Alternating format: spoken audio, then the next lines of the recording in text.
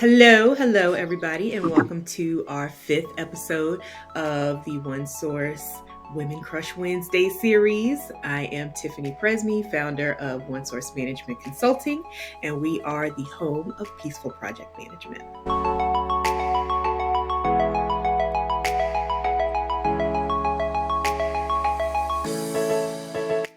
Today, I have the pleasure of talking to Kimberly Royster, founder of Kimberly Services, LLC. Not only is Kimberly a top-notch accountant who has secured over $2 million in funding for her clients and saved them thousands in taxes, but she's also the chair of the board of directors for the Baltimore City Chamber of Commerce as of January 2022. Hello and welcome, Kimberly. How you doing? Hello, Tiffany. Thank you for having me.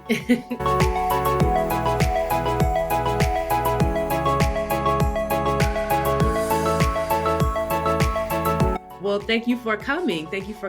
So I have to say, I met Kimberly a little over a year ago because you were speaking at a small business development center training, and you were talking about small business accounting, small business finances. But I remember you also talking about your work at the Baltimore City Chamber and thinking to myself, she's got intellect and some heart behind what it is that she's doing. And that's really what initially drew me to you. So I really appreciate you coming with me today.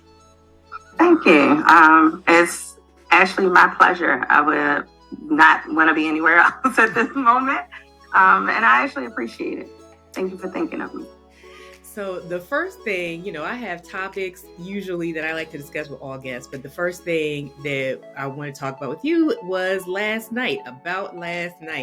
It was MBE night in Annapolis with Governor Wes Moore. We saw a lot of elected officials, lots of excitement. So I was glad to see you there, friendly face in the crowd because it was crowded. But how did you enjoy the night? Did you enjoy the night? I actually majorly enjoyed myself. It was a great event. It was a great opportunity for minorities just to see what's happening, how many business owners are really out here, and just how much we can do when we come together. That's the ultimate in understanding that we're better as a team.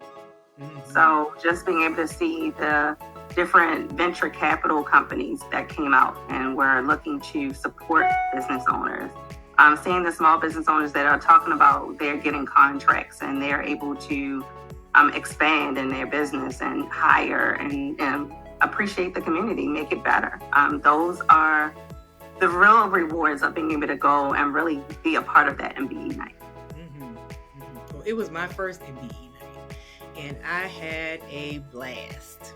I learned so much, especially at the round table where they talked about small business financing and sources. So I was glad I was sitting next to you during that discussion. Well, that's my strong suit. So that business financing is important. Definitely. Did you want to talk about any other takeaways that you had from the night, maybe for small business that couldn't have attended or didn't get a chance to make it? I'm going to be honest. I think the biggest issue out here is just being registered.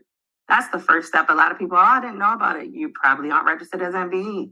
That's number one. Mm-hmm. So getting registered is always the first step to getting yourself into more opportunities and getting in the door. Mm-hmm. That was probably the main takeaway. It was a lot of people there. A lot of people did register and a lot of people are registered. But are you really using it? Are you really taking that next step to actually get a contract? Mm-hmm. And what does it mean to do that? Really having your finances in order, being able to get the funding you need to get that contract. Being a prime contractor would be amazing. It would be an amazing opportunity. It is going to probably be a lot of work, and you want to make sure you have your infrastructure in place for it. Absolutely.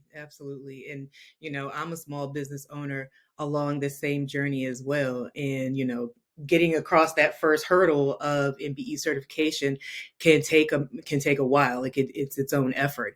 And now that you have it, it's like, okay, where am I going with it? How can I make the best use of it? How can I be a part of community, as well along the way? So I'm so glad I went last night. I'm so glad. But let me also get into the regular questions that I asked you. So the first one I really like to ask is the how did you get here question. What did your path to business ownership look like? Oh, so honestly, I didn't realize it until recently, but I come from a family of business owners. So it probably was just in my innate nature to jump in and be a business owner. But ultimately, I went to school for accounting. I worked in public accounting. So I was in public accounting for almost 10 years. And I created kind of what I do now in public accounting. And what I realized was that the resources that were I was seeing happening in these larger firms weren't happening for our minority business owners. I would have people refer people to me all the time. Hey, they need help. They're not sure what their structure is, what they need to do. And I would meet with these all different business owners that just did not have the structure. And the majority of them were minority business owners. And they just didn't know what to do, didn't know where to go. No one could tell them. And the basic accountant they could go to or tax person really just would throw some things at them and keep going. So they really just did not have the resources to grow and build their business. Eventually, I just kept being referred new clients to new clients, even while I was working full time. And eventually it turned to me having 30 clients on the side. So I decided eventually that just the hours I was putting in for another company could be the hours I could put in for myself. So I decided to leave my company February of 2020. Pandemic hit March of 2020. And many business owners needed my services. They didn't know where to go, how to get financing, what their problems were, why they were being denied financing. And that was something that I helped majority of business owners get to obtain funding during that time period. How to plan for that funding, where to go with it next. And now it just has been a growing world. And I appreciate my clients. Nice. It sounds like you probably helped save some businesses during that pandemic as well. Just definitely save, transition, and even maybe sell out. Some people realize they didn't want to keep doing it. So knowing how to exit your business is important as well. I was going to ask you what challenges that you faced along the way, but when you started a business right before pandemic, that's a big old challenge, and it's a surprise one as well. I honestly never became nervous. I kind of prepared. So I will say when I left, I had a year's savings. So I could make it for 1 year without any additional income and I would be okay.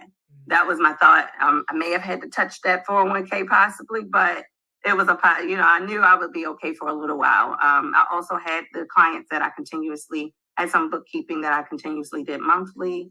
And then I also it was tax season. So during tax season, I already had about 100 clients that I was doing taxes for. So everything kind of just rolled in really nicely. That was a good year.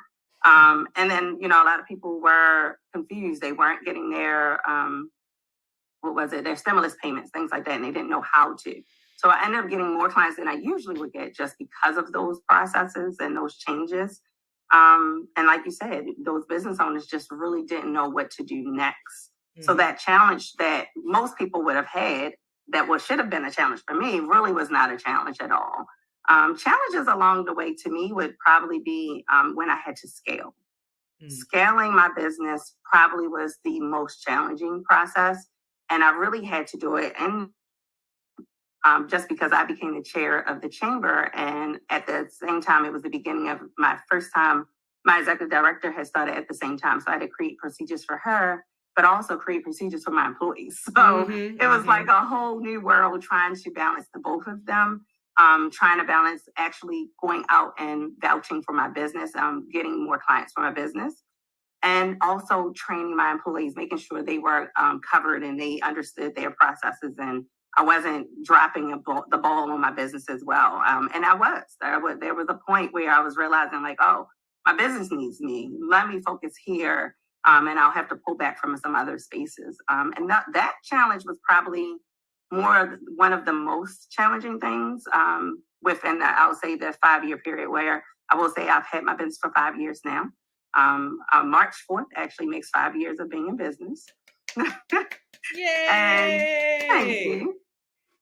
Just that new process, new employees, just new changes. And I am a virtual business. So I decided to be a virtual accounting firm where I don't only service Maryland, I also service other states as well. Nice, nice. So I hear you, especially when you think about adding someone into your business and you don't want any piece of the quality of your service to be affected or impacted. So it's like, yes, we want to scale, but you must learn it the right way. Have to know the rules here. And that means that those rules have to be documented and shared regularly. And now it's a program. Yes. Agreed. So thank you so much. Thank you so much. So this is going to be my last question for you today. And that is, how do you as a business owner achieve peace while you get all your other responsibilities taken care of too?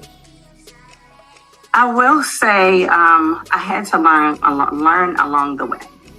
One thing, I always kind of had a small business on the side, so trying to balance the full-time, children, and the business, I still don't know how I did it to this day. But I will say during those journeys, I learned meditation was a big deal for me. Prayer, journaling, those really make a difference. And just taking time for yourself, kind of just jotting your thoughts down, running through your thoughts, because I could be an overthinker, definitely always thinking about different thoughts, a million things running through my head at a time, but really taking that time for me. Prayer in the morning is important, making sure I'm taking my right vitamins, things like that for my health. The gym is a very, very important piece of my life. And it just gives you some time to kind of take time for yourself. You're not thinking about anything, and you get to focus on you. You focus on where you can settle some time for you. And that opens up your mindset better. I can say I think clearer, have clearer thoughts. I'm not angry, just realizing something didn't get done. And you're like, okay, let's figure out how we can include this now. Those are just really important. One, for your health, but also really important so that you can function well and be a good person towards everyone. Yeah, I'm glad you mentioned working out. That is a huge one for me, because if I move in the morning, then my brain works better all day long. All day long. I can literally tell by like 11:30 or 12 if I didn't get some kind of a walk, a swim, a time on the bike. If I didn't get that in, I feel it. I can feel it. I'm like, come on. Yeah. But yeah, thank you so much. Those are really good tips. Those are good tips. I'll get better on my vitamin stuff. Get better at that one. But thank you so much. I appreciate you coming. I want you to know that this series is really just the fact that I know very cool women, and it gives me a chance to talk to each one of you. As you know, I think we as women are amazing. So we just do so much. We have so much. We carry so much. And I think having that support system. So I do appreciate you considering me as your Woman Crush Wednesday. And I can't wait to see the rest that you choose. It's just a wonderful journey. And it's wonderful to see other women go through that journey as well.